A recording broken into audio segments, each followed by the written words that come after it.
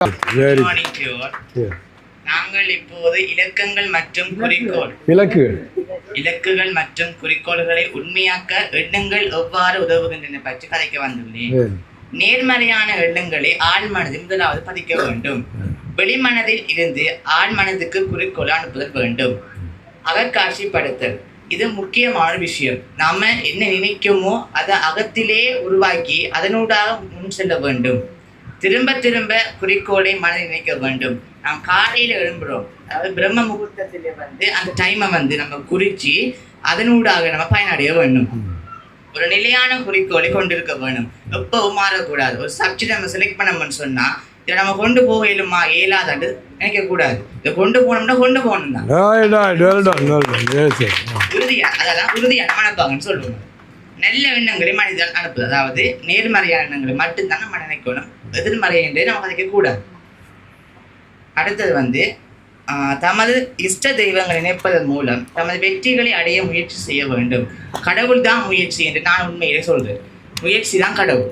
அதாவது very good, well done, well done, very good. நம்ம எவ்வளவுதான் கடவுளை கும்பிட்டாலும் நம்ம முயற்சி செய்தால் தான் அவருடைய சவால்களை நம்ம சந்தர்ப்பங்களை மாற்றி அதை அமைச்சு எண்ணங்களோட வாழ்க்கையை முன்கொண்டு செல்வோம். Very good. உங்களை தான் சொல்கிறேன். அப்போ என்ன சொல்ல, அகக்காட்சிப்படுத்துதல் இது பெரிய விஷயம். விஷுவலைசேஷன் சொல்லுங்க. இது இந்த விஷுவலைசேஷன் அஃபர்மேஷன் ரெண்டு இருக்குது. ஒன்று நீ மனக்கண்ணால் பார்க்க, ரெண்டாவது எனக்கு இன்னொன்று சொல்கிறேன். உதாரணத்துக்கு நீங்கள் விஷுவலைஸ் பண்ணுறீங்க, என்ன நான் 9 எடுத்து விட்டேன், ரைட் தானே? அந்த நேரம் நீ சொல்லக்கூட எத்தனை இதுக்கு எதிர்மாறா சவால் எத்தனை வந்துடுங்க, நீயாவது 9 எடுத்தாவது இல்லை இன்னும் மனமே சொல்லும். இப்போ அதை எப்படி நீங்கள் வெல்றது?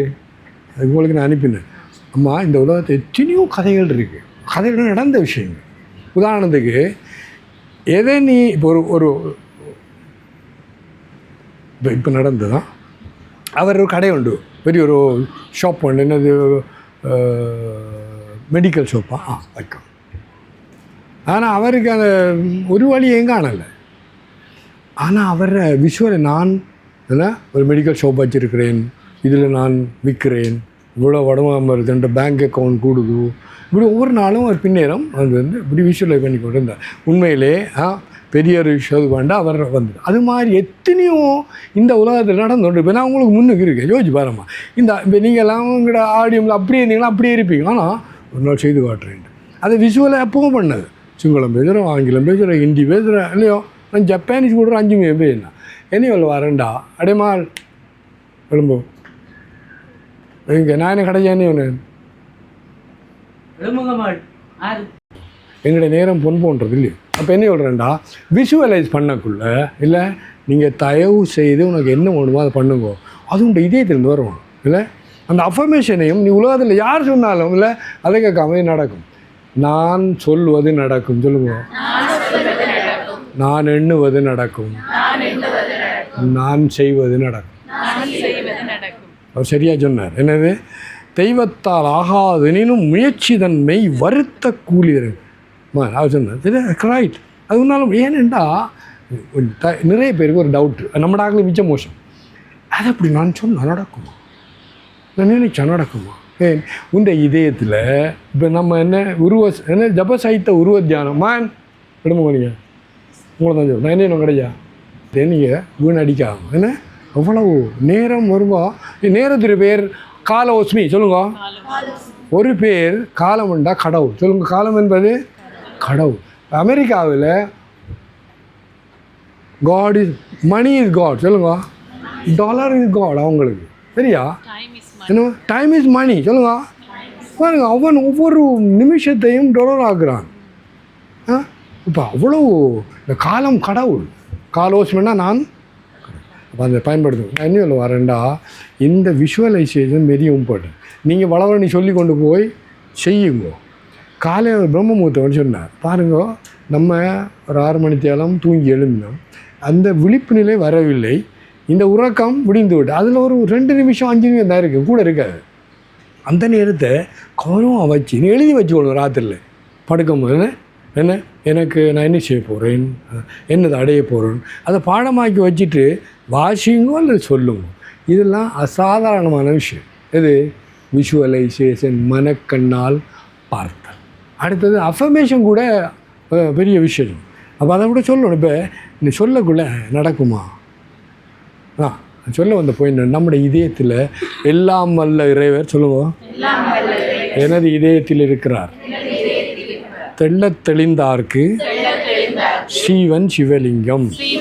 என்ன அர்த்தம் வேண்டா? இப்போ நான் உனக்கு முன்னுக்கு நிற்கிறேன், நான் பிறக்கவும் இல்லை, இறக்க போகிறதும் இல்லை. ஏன்னா அந்த இறைவன்டா 100% ஆசீர்வாதம் என்னோட இருக்கு. ஏன்டா என் இதயத்தில் நான் கும்பிடும் சிவருமா இருக்கிறார். ததாஸ்து. பொன்னும் மெய்ப்பொருளும் தருவானை தேவர். உங்களுக்கு பொண்ணும் இருக்குது, மெய்ப்பொருளும் இருக்குது, ரெண்டும் இருக்குது, 2 சிறகு. ஆகவே நீங்கள் இந்த நம்மளோட ஊராக்களை கேட்க என்ன சொல்கிறோம், என் இதயத்தில் இருக்கிற எனது இஷ்ட தெய்வம் சர்வ வல்லமை வாய்ந்தவர். சொல்லுங்க. ஆகவே ஆகவே ஆகவே நான் என் இதயத்தில் உள்ள ஆசைகளை நிறைவேற்றுவதற்கு என் இறைவன் ஆசீர்வாதம் கொடுத்து கொண்டிருக்கிறார். ஆகவே எனது குறிக்கோள் எல்லாவற்றையும் அடையும் சக்தி என்னிடம் உண்டு. ரைட்? அப்போ நம்ம இப்போ என்ன பாருங்க, நாங்கள் சாமிஜி ஐயா கேட்டார், இவ்வளவு சரியான செலவு எப்படி செய்ய போகிறீங்கோ? ஐயா கேட்டவர். நான் சொன்னேன், ஐயா ஆசம் வந்து ஒரு சதம் கூட நாங்கள் செலவழிக்கிறதில்ல. இந்த இருக்கா சாப்பாடு, மத்தியான சாப்பாடு இல்லை, அந்த காலையில் எங்கே சரோஜாலாம் போயிட்டாங்க, அவங்க காலை சாப்பாடு. அந்த எங்கிட்ட மானார் அவர் இப்போ என்னது ஐஸ்கிரீம், டீ, இந்த இருக்கா டீ லேடி. அப்போ எல்லோரும் எப்படி நடந்தது? இப்போ அந்த ஐயா என்ன இந்த வாரம் இருந்தது சாமிஜி, நாங்கள்லாம் ஏழைகள், சரியா? ததாஸ்து. பாரம்மா, இன்னும் அநியாயம் வேண்டு. நீ எதை சொன்னாலும் சொல்லுங்க ஓம், இறைவன் பேர் ஓம். நீ நெகட்டிவ் அவரையும் சொல்ல மாட்டார், நீ சரியா சொல்லு தவறா சொன்னோம், நீ எதை சொல்கிறியோ அப்படியே நடக்கும். அவர் என்ன சொன்னார், நான் ஏழை, ஏழை இல்லாமல் வந்து ஏழை ஆக்கப்பட்டார். யோசிச்சு பாருமா, இவ்வளோ பயங்கரமான உண்மை. ரைட்? ஸோ வார்த்தைகள் அளந்து பேசு, கவனம் இருக்கும். என்ன நடக்கும்? ஏன் உன்னோட உள்ள இது எம்பெருமான் கேட்டுக்கொண்டிருக்கார், அப்படியே நடக்கட்டும். ததாஸ்து. இவ்வளோ சீரியஸ் விஷயம் பாருங்க. ஸோ வாழ்க்கை என்பது சொல்கிறது கேளுங்க, எச்சரிக்கை சொல்லுவோம், கவனமாக இருக்கும். நம்ம வளர அது லிங்குவல் டயரியான்னு சொல்கிறேன். இதுக்கு போகிறது விலைதால் போகுது. நோ, வார்த்தைகளை அளந்து பேசு. ஏன் அளந்து பேசணுமான்? ஏன் அளந்து பேசணும் சொல்லு, உன்னதான் சொல்லு. ஏன் அளந்து பேசணும்? டே மானி இங்கே வா. குட், அதான் சொல்லு. உட்கார். Very good. கரெக்டாக நடக்கும். என்ன சொன்ன ஓம் நீ சொல்கிறது என்ன? ஒவ்வொரு வேர்டுக்கு பின்னால் ஓம் இருக்கிறது. ஆனால் ஒரு எண்ணத்துக்கு பின்னால் இந்த இஷ்டத்தையும் இருக்கிறார். கரெக்டாக நடக்கும். இதே இந்த ரோட்டால் ஒரு உருன்னு சொல்லாதவங்க உங்களுடைய உள்ளுக்கு வச்சு நடக்கும். ஐயா இயற்கையாக்குவதில் நேரான மற்றும் எதிர்மறை எண்ணங்களின் பங்களிப்பு. கணபதியே நமக. ஓம் ஸ்ரீ கணேஷாய நம. சொல்லுமா. ஓம் ஸ்ரீ கணேஷாய நமக. ஓகே. எல்லாருக்கும் குட் மார்னிங், வணக்கம். நான் உங்கள்கிட்ட எண்ணங்களை வாழ்க்கையாக்குவதில் நேர்மறை மற்றும் எதிர்மறை எண்ணங்களின் பங்கு பற்றி கொஞ்சம் பேசலாம் என்று நினைக்கிறேன். நம்மட எண்ணங்கள் நமது மனதில் தோன்றவையாகத்தான் இருக்கு. நமது மனம் 2 வகைப்படும் என்று சொல்வாங்க. ஒன்று வெளிமனம், அடுத்தது ஆழ்மனம். வெளிமனம் என்று பார்க்கக்குள்ள நமது வெளியில நம்மளால வெளிமனம் என்பது நம்ம ஆழ்மனத்துக்கு ஒரு கட்டளை கொடுக்கிறதாக காணப்படுது. வெளிமனம் கொடுக்கிற கட்டளை தான் இந்த ஆழ்மனம் செயற்படுத்துவதாக இருக்கு. அதே போல எண்ணங்களும் 2 வகைப்படும் என்று கூறுவாங்க. ஒன்று நேரெண்ணம், அடுத்தது எதிர்மறை எண்ணங்கள் என்று சொல்லுவாங்க. இப்போ சுருக்கமாக நேர் எண்ணம் என்னென்று பார்த்தோம்னா, இப்போ நான் ஓஎல் எக்ஸாமில் ஒரு 9 எடுப்பேன் என்ற ஒரு கம்பீரத்தோட ஒரு தன்னம்பிக்கையோட நான் கூறணுண்டா அது நேரெண்ணம் என்று சொல்வாங்க. இதைத்தான் பாரதியார் புலன்களோடு கரணமும் ஆவியும் போர்ந்து நின்ற விருப்புடன் மானிடன் அவை பெறுவது திண்ணம்தான் என்று கூறுகிறார். அதாவது குட். அதாவது அவர் என்ன சொல்றாருண்டா, நீ ஐம்புலன்களையும் அடக்கி அந்த கரணத்தோட நீ செய்யற செயலை விட நேரான ஒரு எண்ணத்தோட ஒரு செயலை செஞ்சேன்டா நீ அந்த விடயத்தை அடைவது உறுதி என்று அவர் சொல்றார். வா வா வா, நம்மளை அவமானப்படுத்துறாங்க.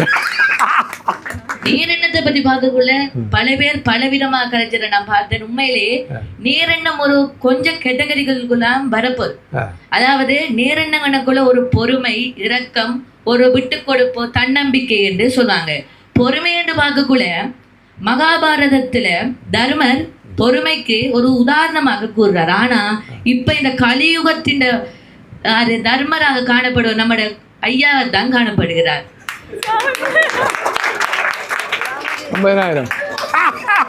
50,000 அந்த நேரெண்ணங்கள்ல அவர் மனதில விதைச்சு நமக்கு தொண்டு செய்தவராக இருக்கார். ஒரு அடுத்தது ஒரு எதிர்மறை எண்ணங்களை பார்த்தோம்டா, ஒரு எதிர்மறை எண்ணத்தை நம்ம எப்படி இணங்கான்ற அதை பற்றி நான் சொல்றேன். இப்போ ஒரு மைதானம் ஒன்றை எடுத்தோம்டா, அந்த மைதானத்துக்கு நடுவுல ஒரு பட்டாணி கடலை ஒன்றை வைச்சோம்டா அதுதான் நேரெண்ணம் என்று சொல்லுவாங்க. ஏண்டா அது நம்ம சமூகத்துல அவ்வளோ அரிதான். அந்த பட்டாணி கடலைகளை சுத்தி இருக்கிற மைதானம் எதிர்மறை எண்ணங்களாக காணப்படுது. ஏண்டா இந்த சமூகத்துல அதுதான் மிக சிறப்பாக ஒவ்வொரு மக்களோட மனங்கள்லயும் காணப்படுது. உதாரணமாக, நான் செய்ய மாட்டேன், எனக்கு இது புரியாது, என்னால முடியாது என்ற ஒரு தன்னம்பிக்கை தன்னிட இல்லைண்டா என்னால அந்த காரியம் முடியாது. இதை நம்ம வலுப்படுத்துவதற்காக தான் தியானம், யோகாசனம் முதலியவற்றை நம்ம ஐயா வந்தோடனே நமக்கு பழகினார். இவை அவளை எண்ணத்தை குறிப்பிட்டு நம்மட நேர்மறை எண்ணங்களை நம்மட மனதுக்கு கூட்டணும் என்று தான் குறிப்பிடுகின்றது. அடுத்தது நம்மட மனம், நம்மட ஆழ்மனத்துக்கு இறந்த காலமோ எதிர்காலமோ தெரியாது. அதாவது பாஸ்டும் தெரியா, ஃபியூச்சரும் தெரியா, ஒன்லி ப்ரெசன்ட் மட்டும்தான் அதுக்கு தெரியும். அதால நம்ம நான் இதை செய்து தீருவேன், இதை அடைவேன் என்று நம்மட மனதுக்கு கண்ணியத்தோட ஒரு ஒரு ஃபங்க்ஷனை நம்ம அதுக்கு கொடுக்கணும். கொடுத்தா தான் அது சாரி நீங்க அடைவேன்னு சொல்லிட்டோமா, அடைந்து விட்டேன். அதான் திருத்தம். சொல்லுங்க. நான் அடைந்து விட்டேன். என்ன நீங்க சொல்லக்குள்ள அடைவேன்னுக்குள்ள எதிராலாம் போயிட்டு. Very good, thank you. அதே போல நான் நேர்மறை எண்ணங்களை பத்தி சொன்னேன். இந்த காலத்துல நேர்மறை எண்ணங்கள் இல்லை என்று சொன்னேன். ஆனா சிலவர்கள்ட்ட அப்படி இல்லை. சில நபர்கள் நேர்மறை எண்ணங்கள் கொண்டவர்களாகவும் காணப்படுறாங்க. இப்ப உதாரணமாக இதுல 100ல் ஒரு 99.5% ஆட்கள் எதிர்மறை எண்ணங்களை கொண்டிருந்தாலும் 0 அந்த குறிப்பிட்ட ஒரு எல்லைக்குள்ள இருக்கிற ஆட்கள் நேரெண்ணங்களை கொண்டவர்களாக இருக்காங்க. அவங்க மற்றவர்களுக்கு அந்த எண்ணங்களை பரப்பணும் என்று ஈடுபடக்கூடியவர்களாகவும் காணப்படுறாங்க. உதாரணமா எங்கட குரூப்ல நாங்க இதை ரெடி பண்ணி கொண்டிருந்தோம். அப்ப சொன்னாங்க செய்யுங்கன்றது. அப்ப கொஞ்சம் பிள்ளைய சொல்லி என்னால முடியாது, என்னால இயலாது என்று சொல்றாங்க. அப்ப நான் சொன்னேன் என்னால முடியும் என்று நான் வந்து செஞ்சேன். அப்ப என்கிட்ட அந்த நேரெண்ணம் இருந்துச்சு. அப்ப நான் வந்து செஞ்சேன். இந்த நேரெண்ணம் எனக்கு ஏற்கனவே இருந்தாண்டா அவளத்துக்கு இல்லை. இங்க வந்தோம் நான் ஒரு புதுவித ஒரு மாற்றத்துக்கு நான் உள்ளானேன். எனக்கு இந்த சந்தர்ப்பத்தை அளித்து என்னை இங்க பேச வாய்ப்பளித்த ஐயா மற்றும் அனைவருக்கும் எனது நன்றியை கூறிவிட்டு விடைபெறுகின்றேன்.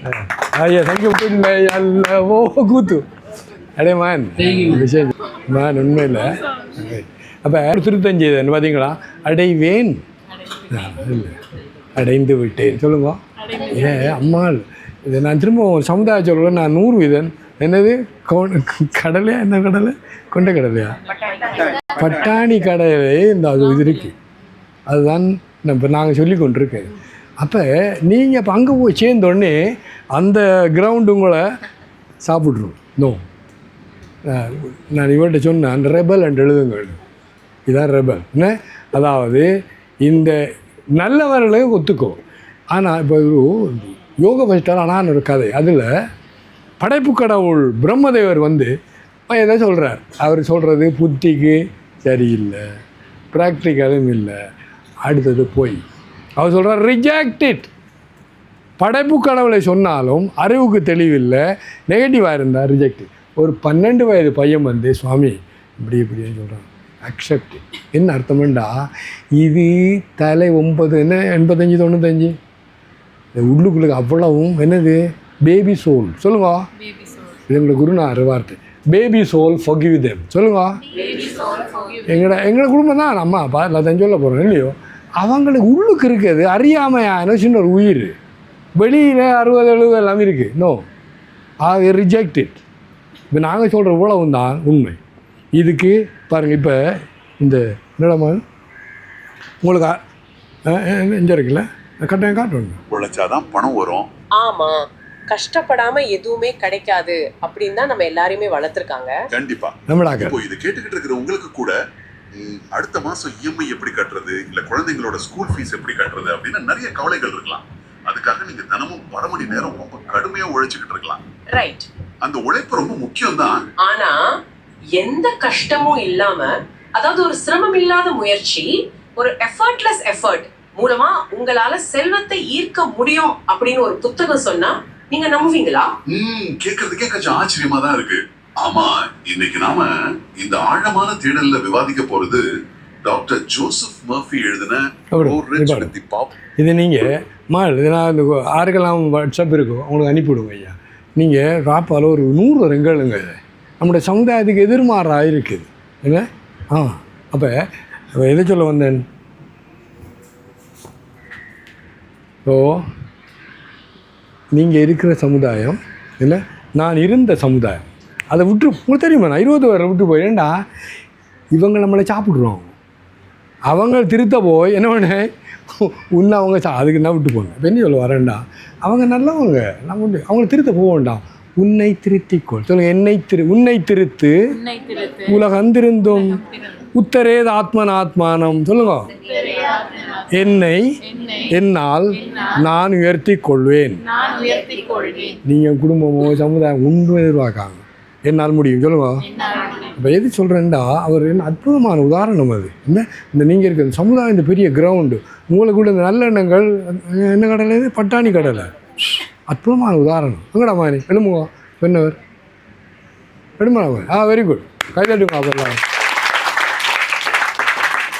அப்போ அந்த பட்டாணி கடலை நான் இதை ஆக்கிவிட்டேன், என்ன கிரவுண்ட் ஆக்கிட்டேன். நீங்கள் தயவு செய்து எச்சரிக்கையாக இருங்க. நானே ஒன்று எச்சரிக்கை, அதாவது அதுக்கு அவங்க கேட்டுறதை காதுக்குள்ளே கொண்டு வர வேண்டாம் இல்லை. ஜோதிச்சு பாருங்க, அந்த இடம் சொல்லிக்கோ, நம்மளாம் தமிழாக்கள் நம்மளாம் முடியும், இது பட்டு போய் எனக்கு தகுதி இல்லைன்னு சொல்லு. என்ன ஒன்று, நான் ஒரு இன்டர்வியூ போனேன், ஆடியோ இன்டர்வியூ, அதில் இருந்த முழு பெருஞ்சுங்களை வரேன் இல்லை. அவங்க சர்டிஃபிகேட் பார்த்து சொன்னார், we will fight for you.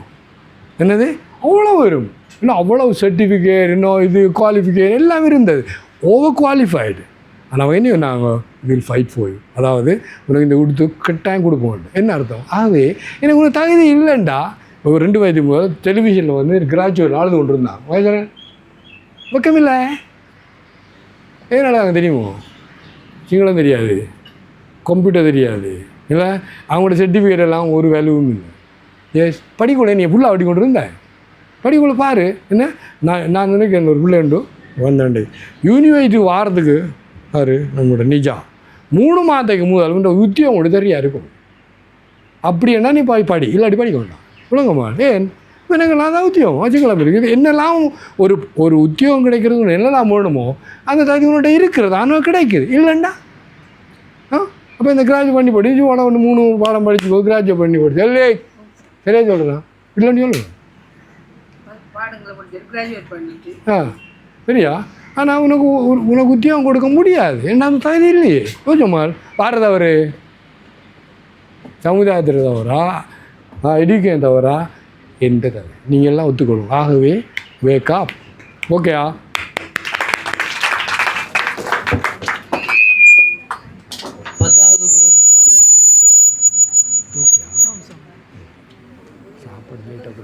இது நல்லா இருக்கு. அம்மாவுக்கு நான் குழு 10 வருகை தந்துள்ளேன்.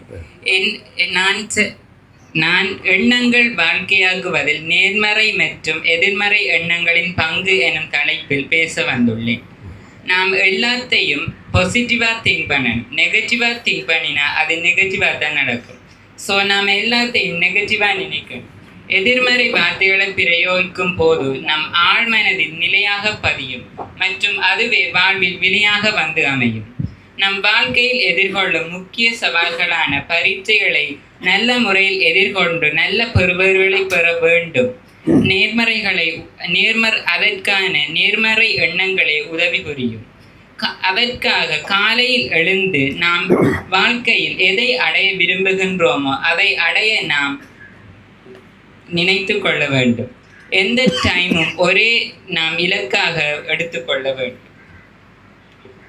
கடந்த காலங்களில் வந்த மகாத்மா காந்தி, அப்துல் கலாம் போன்ற மகான்களும் ஞானிகளும் தாங்கள் ஆசைப்பட்ட பல விடயங்களை நேர்மறை சிந்தனைகளை மூலம் அடைந்தனர் என்பது குறிப்பிடத்தக்கது. நம் வாழ்க்கையில் செல்வ செழிப்புடனும் ஆரோக்கியமாகவும் வாழ்வதற்கு நேர்மறை சிந்தனைகள் முக்கிய இடம் வகிக்கின்றன. நோய் வரக்கூடாது என்று நினைத்தால் எம் மனம் நோய் மட்டும்தான் உள்வாங்கும், வரக்கூடாது என்பதை உள்வாங்காது. ஆகவே நாம் நோய் இல்லாமல் ஆரோக்கியமாக இருக்க வேண்டும் என்று நினைத்தால் அப்படியே நடைபெறும். நோய் இல்லாத வார்த்தை சொல்லக்கூடாது, ஆரோக்கியமாக. அதை நீங்கள் டபுள் அப்போ திரும்ப அதை கொண்டு வந்துருங்களா? என்ன பாரு அவர் எனக்கு என்ன வேணும், நான் அதை மட்டும் தான் சொல்லணும். நீ அதை சொல்லிட்டேன்னு அது பாதி இது பாதியா, அது நேர்மறையை விட்டு போடு, எதிர்மறை தான் எடுக்கும். சொல்லுவாங்க இந்த பிரெயின் இல்லை, அது சொல்கிற லிசர்ட் பிரெயின்ண்டான். நம்மலாம் ஒரு காலத்தில் என்ன குகையில் வாழ்ந்தோம், சாப்பாடு இல்லை, பயம், நோய். இப்போ அதெல்லாம் இப்போயும் நடந்த காரியம், thousands of years ago. ஆனால் அதில் அந்த பதிவு மகள் கோப்பிகளை விடும், அதில் பதிவு இப்போவும் அவட்டானுங்க நீ என்னப்பா அந்த பதிவு இப்போவும் இருக்குது. எங்கே இருக்குது? இந்த மூளையில் இருக்குது. அப்போ நீங்கள் எதை எடுத்தாலும் அது குறைவு, பயம், வெக்கம், என்ன ஏதாவது இந்த நீங்கள் சொல்கிற நெகட்டிவ் தான் முன்னுக்கு வரும். ஆனால் அதை தாண்டி நீ உதாரணத்துக்கு என்னது ஹாப்பினஸ் சொல்லுங்க, இட்ஸ் அ ஹேபிட். அண்ட் என்ன மற்ற என்னது ஒரு பழக்கம்னு சொல்லிட்டு நாங்கள் ஒரு இதுவும் செய்திருந்தாங்க இங்கே ஒரு பயிற்சி பாருங்க. சந்தோஷமாக இருக்கிறதுக்கு பயிற்சி போடணுமா? ஆனால் வேணும் என்னது மகிழ்ச்சியாக இருப்பது ஹேபிட் அண்ட் ப்ராக்டிஸ் அந்த ப்ராக்டிஸ் யோசிச்சு பாருமா. உங்களுக்கு சந்தோஷமாக இருக்கிறது பயிற்சி பண்ணணுமா? ஏன் நீ ஹேபிட் பண்ணணும். ஆனால் நம்மளை ரவுண்ட் அடிச்சு விடணும், கவலைப்படாமல் இப்படி இருக்கு சுவாமி. அப்போ நீ என்ன சொல்லுங்க, நான் கவலைப்பட தீர்மானித்து விட்டு நீ என்ன நான் கேள்வி பாருமா, இன்னும் அணியாக வேண்டுவாங்க, இன்னும் பார்க்க கொஞ்சம் கஷ்டமாக இருக்குது. ஆனால் நீங்கள் இப்போ ரவுண்ட் அடிச்சுட்டு வாங்கோ, அதுதான் சொல்லுவாங்க. எங்கே இருக்குண்டா அது இந்த மூளையில் இந்த பழைய இது இருக்குது. கொஞ்சம் கேளுங்க, ஒரு 25 வருஷத்து முதல் இந்த UNOவில் ஒரு பெரிய ஒரு ரிசர்ச் ஒன்று செய்தாங்க. அந்த ரிசர்ச் எதுக்குண்டா 3 நேரம் உணவு சொல்லுங்க, இருக்க ஒரு வீடு, படிப்பு, அப்புறம் தாங்களை விரும்பின மதத்தை அவங்க கோயிலுக்கு போகலாம், அது உண்டு. இன்னொன்று அவங்க கொஞ்சம் பணம் அவங்கள்டையும் இருக்குது, பேங்க்லேயும் இருக்குது. இப்படி உள்ள ஆக்கள் இந்த 5 பாயிண்ட்டு 5%, 8%. எதுன்னு வேறு நீங்கள் எல்லாம் அந்த கோடீஸ்வரருக்குள்ளே வரலையோ இல்லையோ, உங்களுக்கு 3 நேரம் சாப்பாடு இருக்குது, 3 நேரம் 5 நேரம் இல்லை இருக்கிறது, வீடு இருக்குது, படிப்பு இருக்குது, கொஞ்சம் பணம் இருக்குது. நீங்கள் கோயிலுக்கு போங்க, சர்ச்சுக்கு போங்க, போகலாம், இருக்கோ இல்லையோ.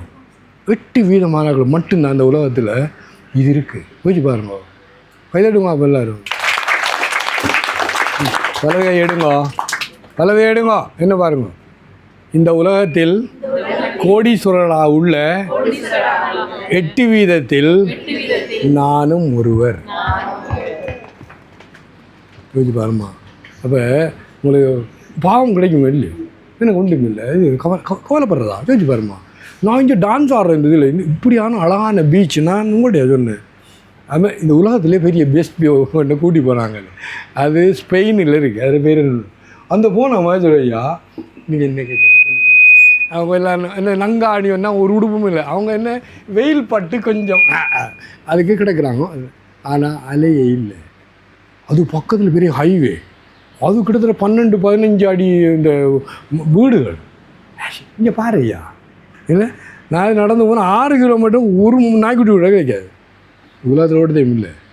நான் திரும்ப திரும்ப சொல்கிறேன் ஆள் தயவு செய்து கேளுங்க. நான் இந்த உலகத்தையும் பார்த்துட்டு வந்திருக்கேன், அங்கே இந்தியாவில் இருக்கிறேன். இப்போ இந்த நாடு மாதிரி அழகும் இப்படி சந்தோஷமாக இருக்கிற ஒரு உருட்டையும் கிடையாது. இப்போ நீ ஏன் கவலைப்படுறாய்? பழக்கம். அப்போ என்ன பண்ணு, make it a habit. I am happy சொல்லுங்க. I have decided. அங்கே அங்கே பாருங்க, அதை பார்த்துட்டு வாங்க. ஆளப்படுறாங்க.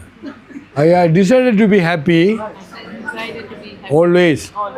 பார்த்தீங்களா இந்த பழக்கத்தை பார்த்தீங்களா? இல்லை நான் சொல்லி கொண்டிருக்கேன், அந்த வண்டை பார்க்குறீங்க. அது பழக்கம், அதுன்னு சொல்கிறது. அப்போ என்ன முன்னேற்றம் எப்படி வரும்? ஸோ கவனம், be careful. So I have decide, நான் எப்பொழுதும் மகிழ்ச்சியாக இருக்க தீர்மானித்து விட்டேன். வெக்கம் இல்லாமல் சொல்கிறது. அப்போ நான் இதுக்கு எதிர்மாறா தீர்மானித்து விட்டேன் இல்லையா? ஆகவே எச்சரிக்கை, இது இழுத்து கொண்டு விடும்.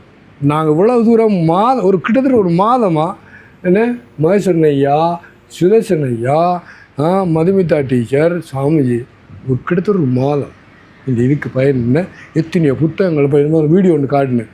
சும்மா இல்லை, நல்லா தெரியும் உங்களால் முடியாது இல்லை, இவ்வளவு பண்ணுறோம்டா ஏற்றுக்கொள்ளுங்க, நம்புங்க எங்களை இல்லை, சும்மா நம்ப வேண்டியதும் இல்லை, நாங்கள் செய்து காட்டி கொண்டிருக்கோம். ஓகேயா?